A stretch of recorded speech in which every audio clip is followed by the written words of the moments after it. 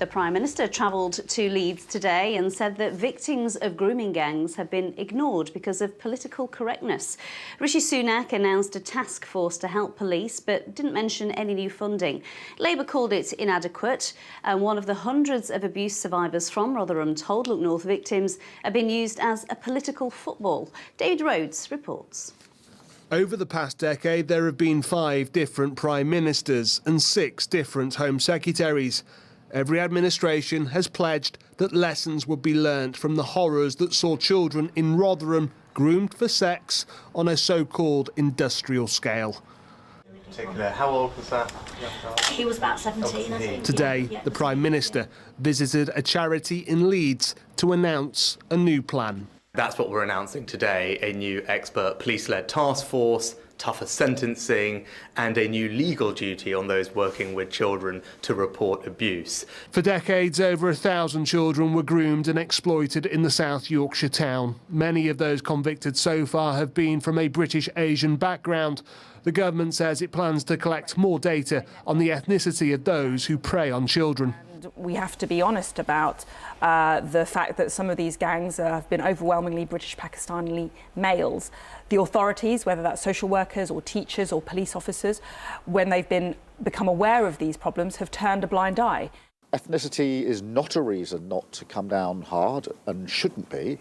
So the government's right about that. But on the other hand, the government needs to recognise that that's a small proportion of the cases we're dealing with. Politicians today are talking about events that happened in this town more than a decade ago. However, we've spoken to people here in Rotherham who tell us child sexual grooming gangs still exist.